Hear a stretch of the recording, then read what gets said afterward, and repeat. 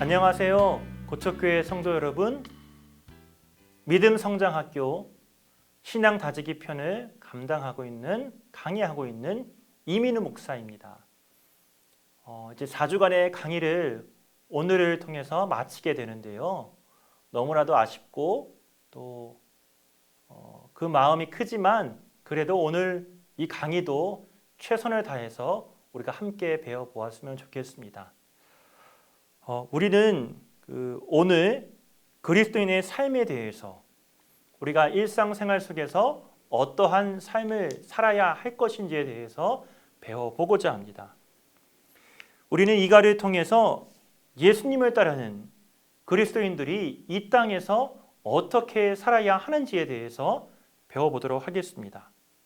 또한 예수님의 가르침과 그 삶을 따르기 위해서 그리스도인들이 가져야 할 마음이 무엇인지에 대해서 함께 알아보고자 합니다. 이 땅에서 어떻게 살아야 하는지를 배우게 될 텐데 이것은 특정 장소나 특정 시간에만 기억하고 명심해야 될 내용이 아닙니다. 매일의 삶을 어떻게 살아가야 할지에 대해 관한 내용이라고 할 수 있습니다. 그리스도인으로서 삶이 곧 예수님을 따라가는 삶이기에 우리는 이것을 기억하면서 함께 배움의 길을 시작해 보도록 하겠습니다. 일본의 가가와 도요히코 목사라는 분이 계셨습니다. 이분은 평화운동을 또 하셨던 지도자로서 기독교인들뿐만이 아니라 비기독교인 사람들에게도 많은 존경을 받았던 목사님이었습니다. 그러던 그가 2차 세계대전 때 기독교 활동을 한다는 이유로 일본 정부에 의해 붙잡히게 되었고 감옥에 갈 수밖에 없는 그런 위험한 어려운 상황이 되었습니다. 그런데 그의 명성을 익히 알고 있었던 그 일본 황제가 그를 불러 이렇게 이야기하였습니다. 선생이 그렇게 죽도록 충성하는 예수는 도대체 누구인가? 이 질문을 받은 가가와 목사는 한참을 생각했습니다. 그리고 이렇게 답변하였습니다. 저는 예수님을 닮았습니다. 저를 보시면 예수님이 어떠한 분이신지를 알게 될 것입니다. 그 대답을 들은 황제가 이렇게 말했습니다. 그렇소? 그렇다면 예수란 분이 정말 훌륭한 분임에 틀림없겠네. 결국 가가와 목사는 황제의 특별한 배려로 석방되었습니다. 물론 도요히코 목사는 끝내 일본 정부의 말을 듣지 않았죠. 그럼에도 그의 삶은 일본 황제를 감화시켰고 예수님을 더욱 강력히 증거하는 도구가 되었습니다. 아무리 사단이 방해한다고 할지라도 이 예수님의 향기를 드러내는 그 삶은 다른 사람을 감화시킬 수 있는 능력이 됩니다. 특히 가가와 도요히코 목사님은 예수님을 전혀 모르는 일본 황제에게 자신의 삶을 통해서 그 예수님을 알릴 수 있었습니다. 오늘날 이러한 그리스도인들이 날로 많아져야 할 것입니다. 그리고 우리부터가 이러한 그리스도인, 즉 작은 예수가 되어야 하는 것이죠. 여러분, 한 가지 질문을 드려보고 싶습니다. 예수님을 닮았다는 것은 어떠한 모습을 가리키는 것일까요? 외모가 닮은 것일까요? 예수님을 닮은 것은 한마디로 나 자신이 죽는 것입니다. 나는 죽고 예수님이 내 안에 살아가는 삶이 예수님을 닮은 사람입니다. 자신의 의지, 자신의 색깔을 그대로 남겨놓는다면 예수님의 모습이 내 삶에 나타날 수가 없습니다. 간혹 의로운 행동을 보여서 많은 이에게 존경을 받는 사람들이 있지요. 그러나 아무리 선한 행동을 많이 한다고 할지라도 자신이 죽지 않으면 결국 자신을 드러내는 것에 지나지 않습니다. 그러므로 우리가 온전히 우리 자신을 버리고 예수님을 쫓을 때 예수님의 향기가 삶에 묻어나게 되고 그 삶이 바로 예수님을 닮은 삶이라고 할 수 있습니다. 하나님을 믿고 예수 그리스도의 복음을 받아들이고 교회에서 신앙생활을 시작하게 된 사람들에게는 이전과 다른 새로운 삶이 펼쳐집니다. 교회뿐만이 아니라 자기가 속해 있는 일상에서의 삶도 변화된 삶을 살게 되는 것입니다. 그 사람을 우리는 그리스도인이라고 부릅니다. 오늘 우리는 그리스도인이 세상에서 어떠한 삶을 살아야 하는지를 살펴보고자 합니다. 그리스도인은 예수님의 삶을 이어가는 존재라고 할 수 있습니다. 마태복음 9장 35절에 보면 예수께서 모든 도시와 마을에 두루 다니사 그들의 회당에서 가르치시며 천국 복음을 전파하시며 모든 병과 모든 약한 것을 고치시니라. 아멘. 이 마태복음 9장 35절의 말씀처럼 예수님이 이 땅에서 행하신 사역은 세 가지가 있는데 바로 가르치시고 치유하시고 복음을 전파하신 것입니다. 즉 그리스도인은 예수님께서 가르치신 말씀을 따라 실천해야 할 것이고 예수님처럼 사랑으로 치유하는 삶을 살아야 할 것이고 예수님처럼 복음을 전파하는 삶을 살아야 합니다. 첫 번째로 말씀 중심의 삶이 필요합니다. 구원받은 사람이 누릴 수 있는 가장 큰 은혜 중에 하나가 무엇입니까? 바로 하나님의 말씀, 이 성경을 통해 하나님 아버지의 말씀을 듣고 깨달을 수 있다는 것입니다. 이 말씀을 삶의 중심으로 삼고 살아야 하는데 그러기 위해서는 이 두 가지의 훈련이 필요합니다. 첫 번째는 말씀을 기준으로 삼는 철저한 훈련이 필요합니다. 두 번째는 그 말씀이 아는 것에 그치지 않고 실제의 삶으로 구현해내는 적용할 수 있는 그런 훈련이 필요합니다.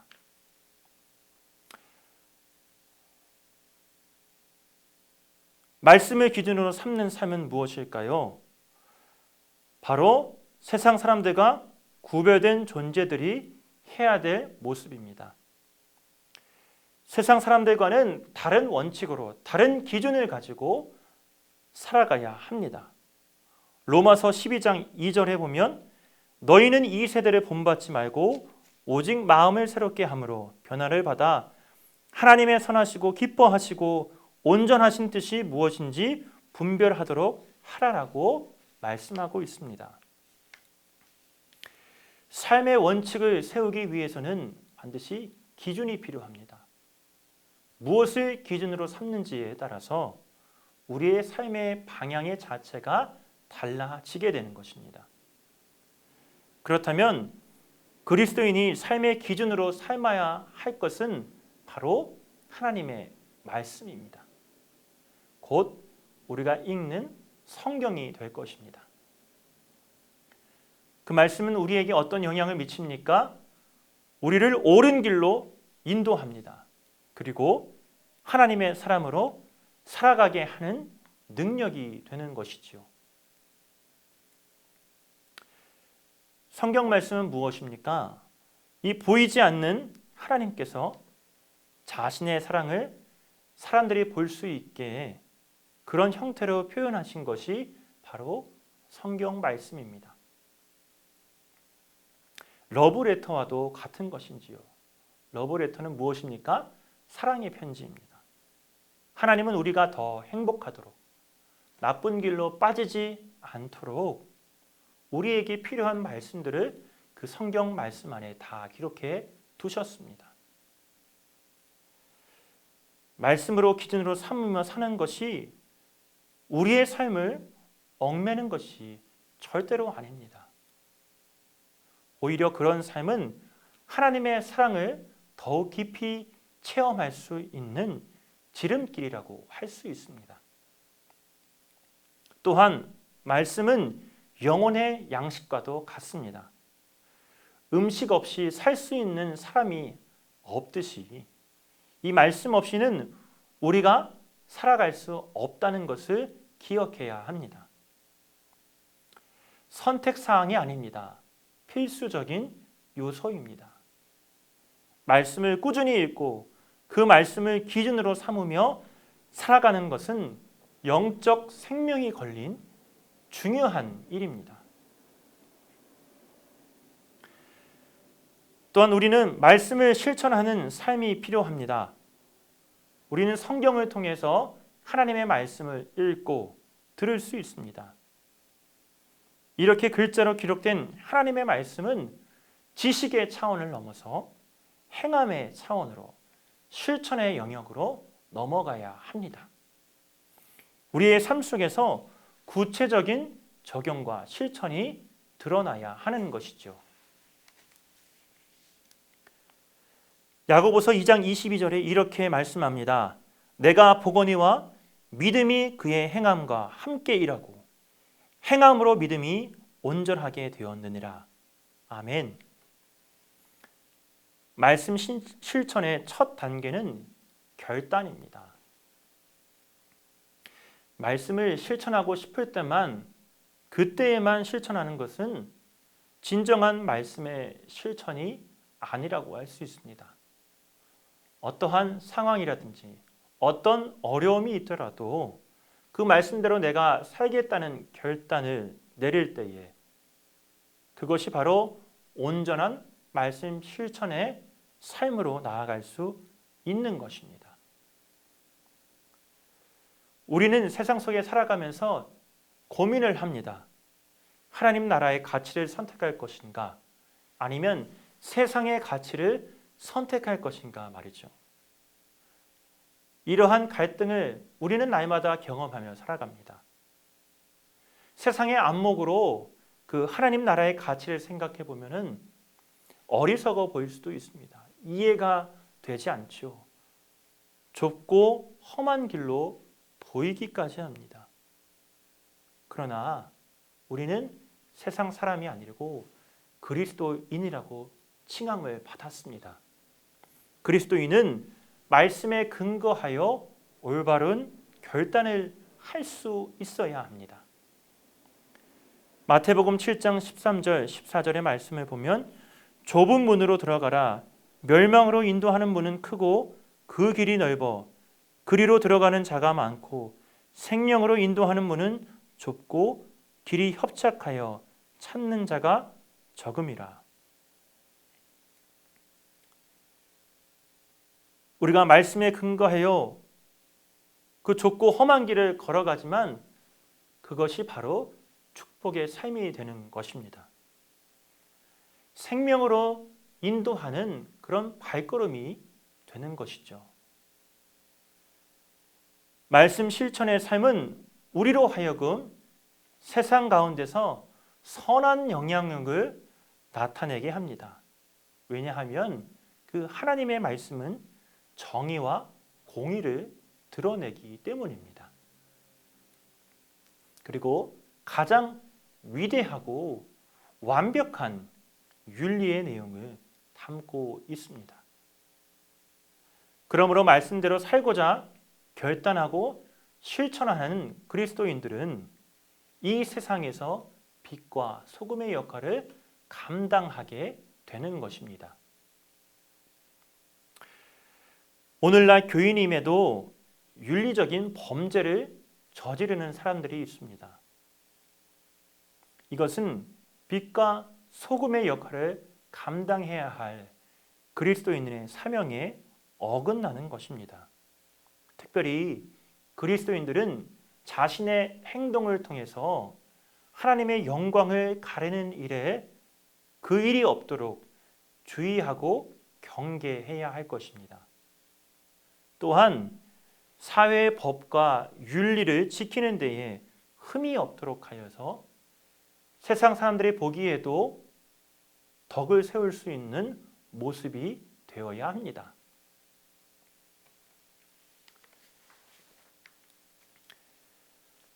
그리스도인의 삶의 두 번째는 무엇입니까? 생명을 불어넣는 치유의 삶입니다.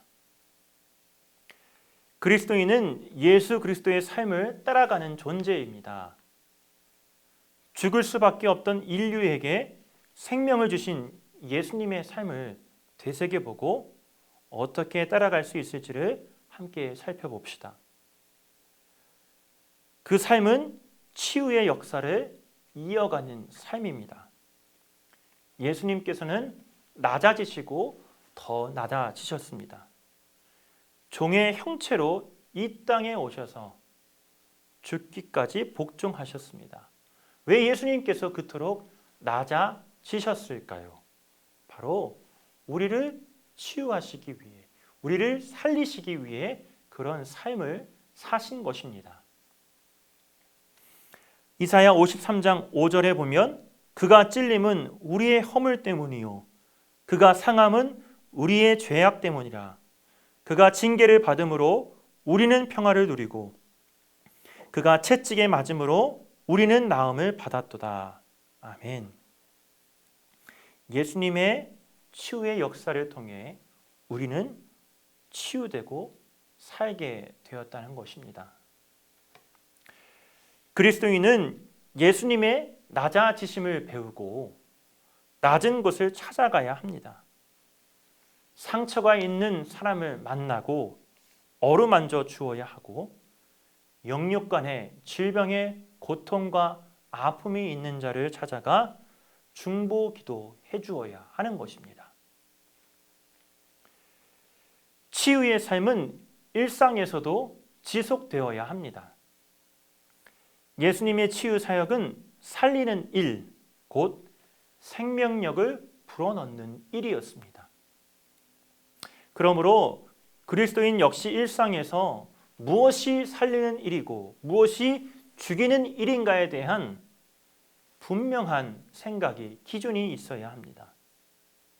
행동 하나를 하더라도 나와 다른 이들을 살릴 수 있는 것이 되어야 되고, 말 한마디를 하더라도 나와 남을 살릴 수 있는 말을 해야 하는 것입니다.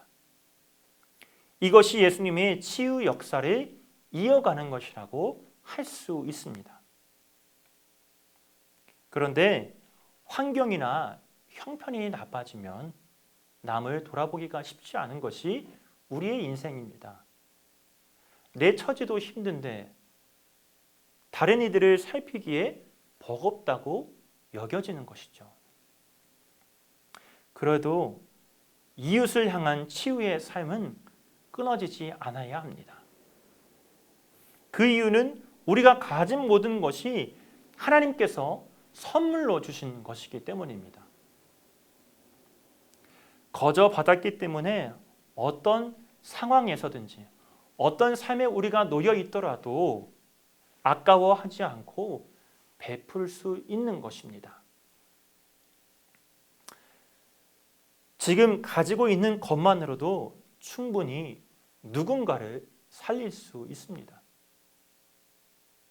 물질이 없으면 따뜻한 우리의 한마디를 통해 이웃을 살릴 수가 있습니다. 진심이 담긴 중보 기도를 통해서도 이웃을 살릴 수가 있습니다.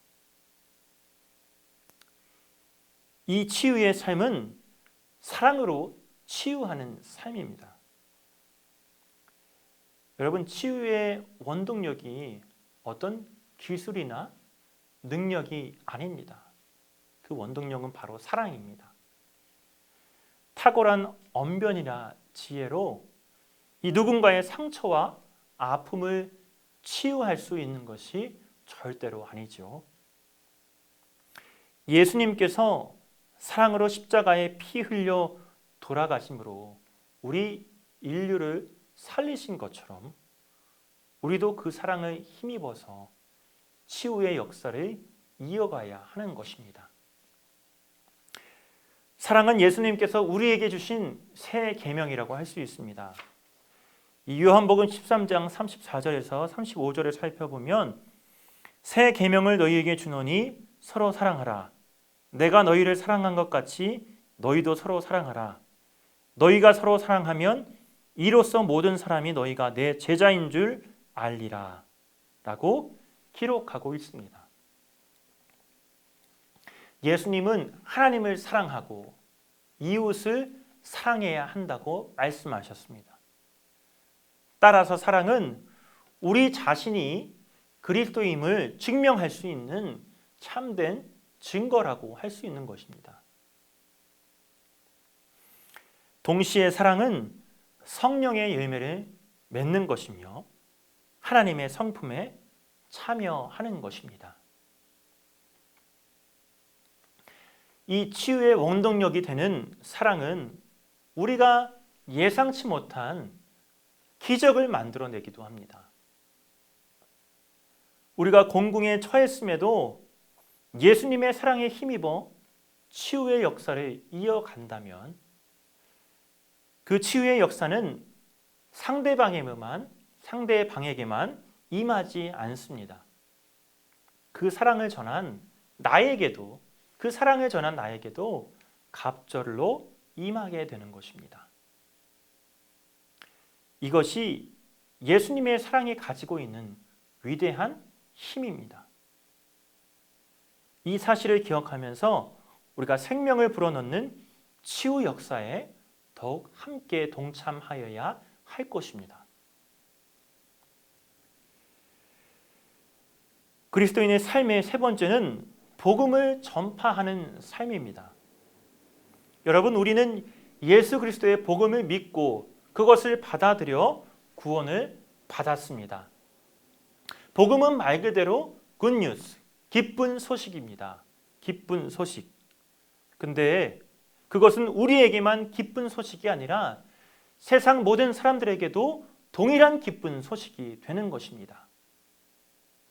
이 기쁜 소식을 우리 혼자만 알고 있는 것이 아니라 다른 이에게 전할 수 있는 그 복음 전파에 힘써야 되는 것입니다.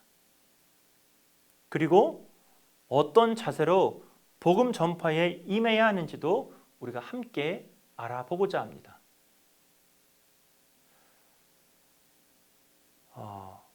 복음 전파가 생활이 되는 삶이 필요하죠. 예수님께서 이 땅에 오셔서 가장 먼저 하신 일이 무엇입니까? 바로 하나님 나라를 선포하시고 복음을 전파하시는 것입니다. 복음 전파는 예수님이 이 공생의 기간 동안 끊이지 않고 하신 그 사역이라고 할 수 있습니다.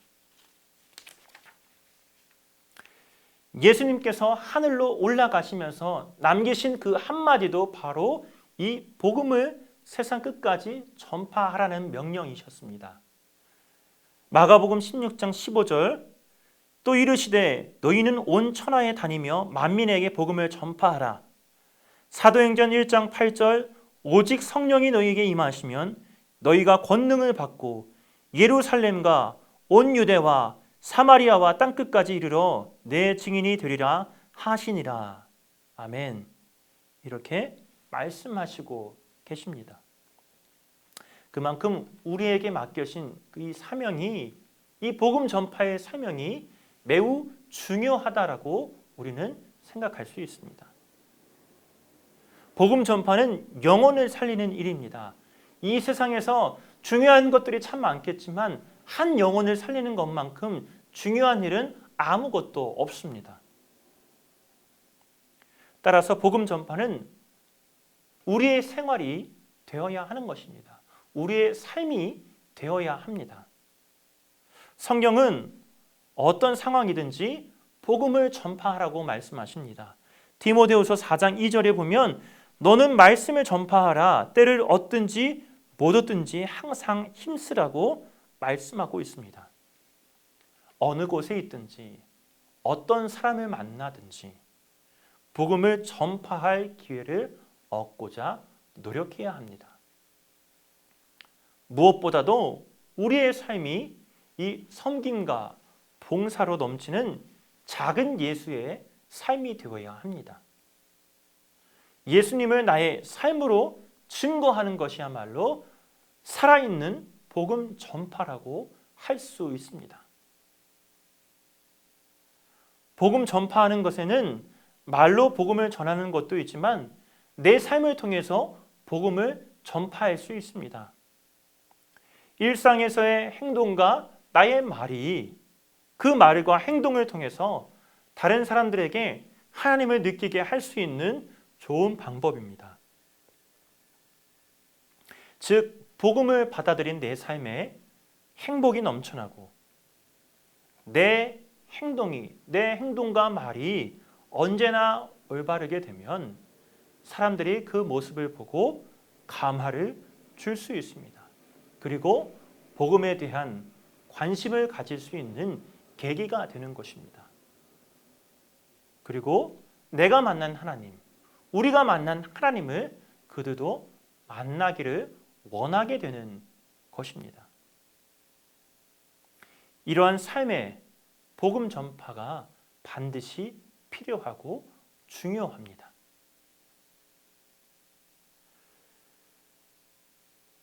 복음 전파를 위해 생명을 거는 삶도 필요합니다. 복음 전파는 여유 있을 때 하는 그런 취미 같은 것이 절대로 아닙니다.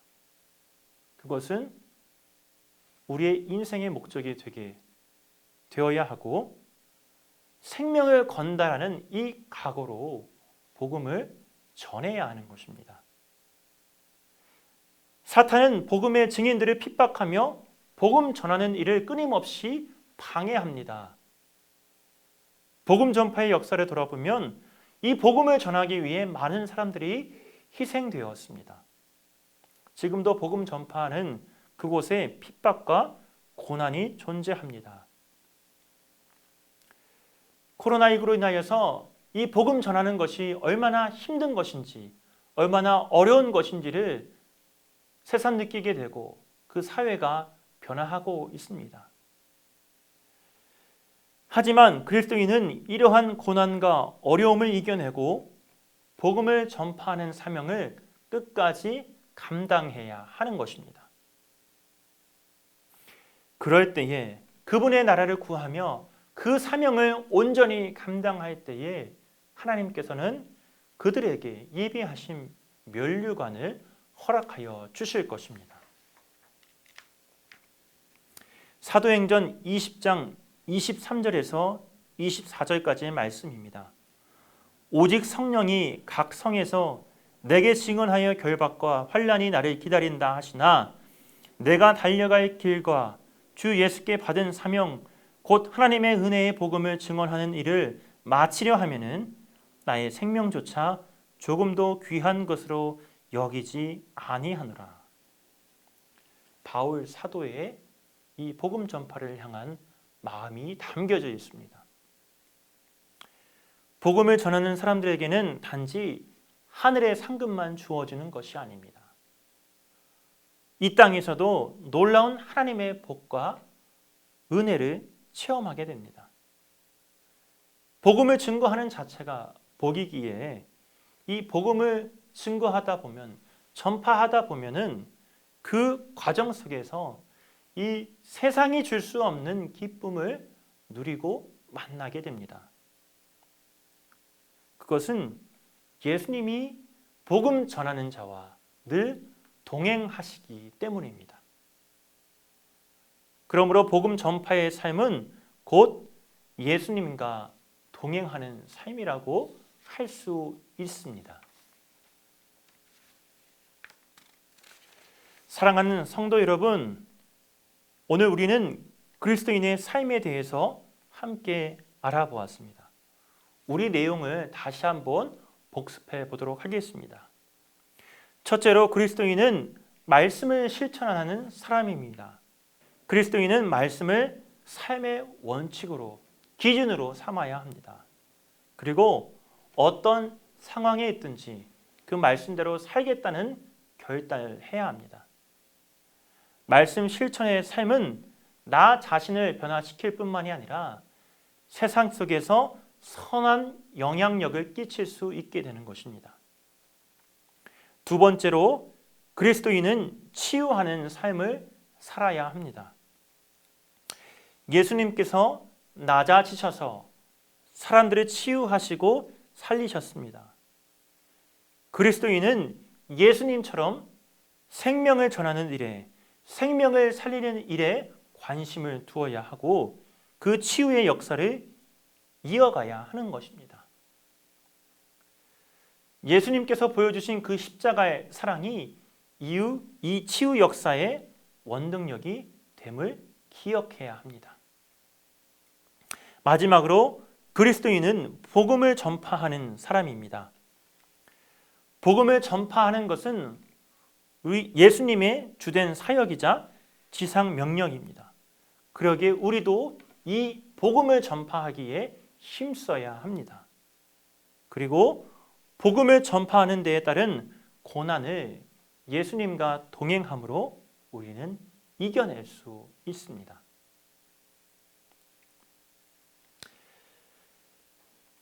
예, 여러분, 우리는 참된 그리스도인이 어떠한 삶을 살아야 할지에 대해서 우리가 알아보았습니다. 말씀을 실천해야 하고 치유하는 삶을 살아야 하며 복음을 전파해야 할 것입니다. 우리가 이 내용을 아는 것에서만 그치지 않고 하나라도 더 실천할 수 있는 그런 의지와 자세가 필요합니다.